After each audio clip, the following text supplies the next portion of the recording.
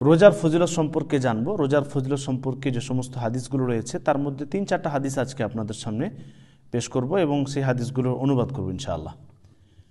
রোজা হচ্ছে এমন একটি ভিন্ন ধরনের ইবাদত যার ফজিলত আল্লাহ রাসূল সাল্লাল্লাহু আলাইহি ওয়াসাল্লাম আলাদাভাবে বর্ণনা করেছেন। অন্যান্য যে সমস্ত আমল রয়েছে সে সমস্ত আমলগুলি আমরা যদি করি তাহলে তার নির্ধারিত ফজিলত বর্ণনা করা হয়েছে যে এরকম ধরনের ইবাদত আপনি যদি করেন তাহলে তার ফজিলত হচ্ছে অমুক, এরকম ধরনের পুরস্কার বা এরকম ধরনের প্রতিদান আপনি পাবেন। কিন্তু রোজার বিষয়টি হচ্ছে ভিন্ন। আল্লাহ রাসূল সাল্লাল্লাহু আলাইহি ওয়াসাল্লাম তিনি কি বলেন হাদিসের মধ্যে, চলুন সেটা শুনি।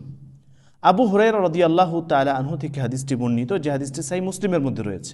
আল্লাহ রাসূল সাল্লাল্লাহু আলাইহি ওয়াসাল্লাম তিনি বলেন, কুল্লু আমাল ইবনে আদামা ইউদাআফু।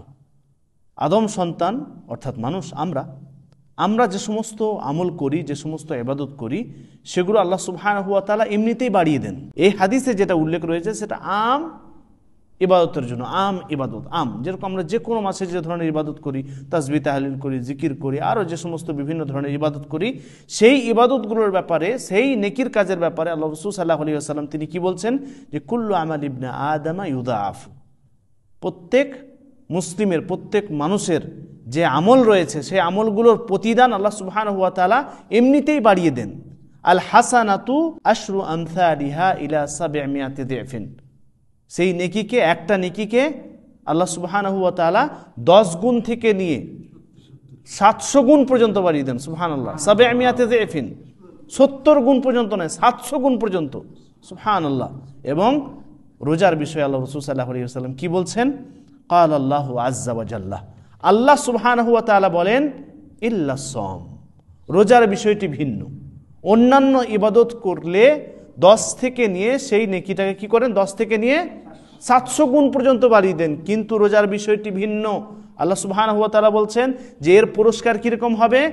আল্লাহ সুবহানাহু ওয়া তাআলা তিনি নিজে বলছেন ফাইন্নাহু লি ওয়া আনা আজজি বিহি, কারণ রোজা বান্দা আমার জন্য রেখেছে, আমাকে খুশি করার উদ্দেশ্যে রেখেছে, এর প্রতিদান আমি বিনা হিসাবে দেব, আমি নিজেই দেব।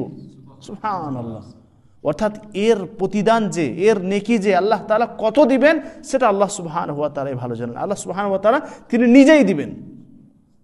অন্যান্য নেকিগুলোকে 10 থেকে নিয়ে 700 গুণ বাড়িয়ে দেন, কিন্তু রোজা, সুবহানাল্লাহ, রোজা আল্লাহ সুবহানাহু ওয়া তাআলাই ভালো জানেন তিনি কত দিবেন। তাই আমরা ইনশাআল্লাহ রোজা খালেস অন্তরে আল্লাহ তাআলাকে খুশি করার উদ্দেশ্যে রাখবো এবং ইনশাআল্লাহ আল্লাহ তাআলা যে ফজিলত বর্ণনা করেছেন সেই ফজিলত পেয়ে যাব। আমরা যারা রোজা মাসে রোজা রাখবো, এই সায়েম ব্যক্তিদের জন্য আল্লাহ সুবহানাহু ওয়া তাআলা আলাদাভাবে জান্নাতের দরজা রেখেছেন। সেই দরজা দিয়ে শুধুমাত্র সায়েম ব্যক্তি, শুধুমাত্র রোজাদার ব্যক্তিরাই প্রবেশ করবে। আল্লাহ রাসূল সাল্লাল্লাহু আলাইহি ওয়াসাল্লাম বলছেন, সহিহ বুখারীর হাদিস, ইন্না ফিল জান্নাতি বাবান, জান্নাতে একটি দরজা রয়েছে, তাকে রায়আন বলা হয়, রায়আন নামে জানা হয়। ইয়াদখুলু মিনহু আস-সাইমুন ইয়াউমাল কিয়ামা, কিয়ামতের দিনে শুধুমাত্র রোজাদার ব্যক্তিরা প্রবেশ করবে। লা ইয়াদখুলু মিনহু আহাদুন গায়রুহুম, সেই দরজা দিয়ে রোজাদার ব্যতীত অন্য কোনো ব্যক্তি প্রবেশ করবে না। ইউকালু, সেই দিন ঘোষণা করা হবে, সেই দিন বলা হবে আইনা সাইমুন, সৌভাগ্যবান সাইম ব্যক্তিরা, রোজাদার ব্যক্তিরা কোথায়? ফায়াকুমুন, তারা দাঁড়িয়ে যাবে। লা ইয়াদখুলু মিনহু আহাদুন গায়রুহুম, তাদের ব্যতীত অর্থাৎ রোজাদার ব্যতীত অন্য কেউ সেই দরজা দিয়ে প্রবেশ করবে না। ফাইদা দাখালু, যখন রোজাদার ব্যক্তিরা সেই দরজা দিয়ে, সেই রায়আন দরজা দিয়ে প্রবেশ করে যাবে, উগলিকা, বন্ধ করে দেওয়া হবে। আল্লাহ রাসূল সাল্লাল্লাহু আলাইহি ওয়াসাল্লাম তিনি বলছেন যে বন্ধ করে দেওয়া হবে। ফালাম ইয়াদখুল মিনহু আহাদুন, এবং সেই দরজা দিয়ে এরপরে আর কোনো ব্যক্তি প্রবেশ করবে না। সুবহানাল্লাহ।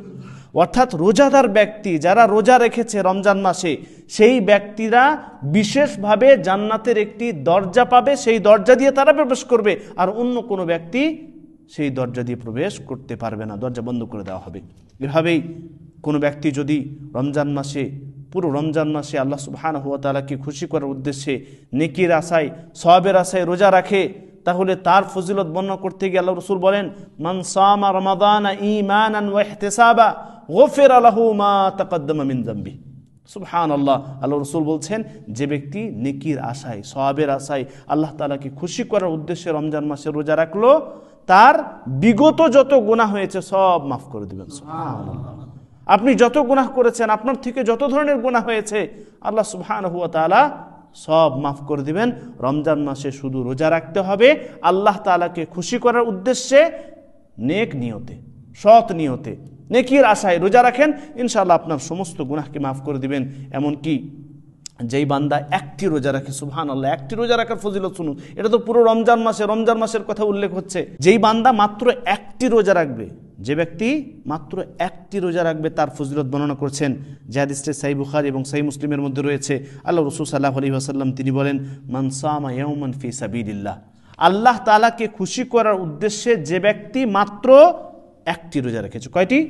একটি রোজা রেখেছে, বা'আদাল্লাহু ওয়াজহাহু আনিন নার ৭০ খরিফান, সেই ব্যক্তি থেকে আল্লাহ সুবহানাহু ওয়া তাআলা জাহান্নামকে তার রোজা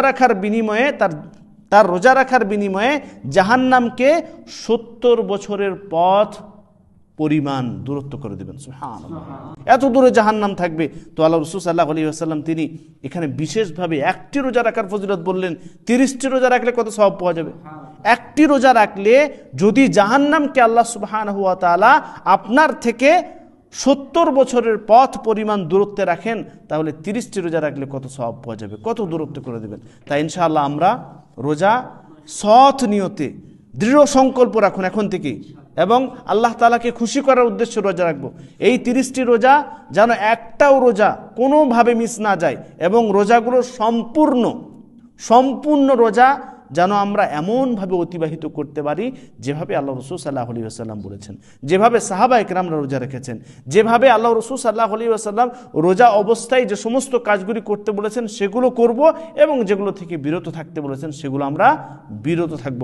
পরিশেষে আল্লাহ রাব্বুল আলামিনের কাছে দোয়া করি, হে আল্লাহ, তুমি আমাদের সকলকে এই রমজান মাসে বেশি বেশি করে ভালো ইবাদত করার, নেক আমল করার তৌফিক দান করুন। আমিন। তাকাব্বাল রাব্বুল আলামিন।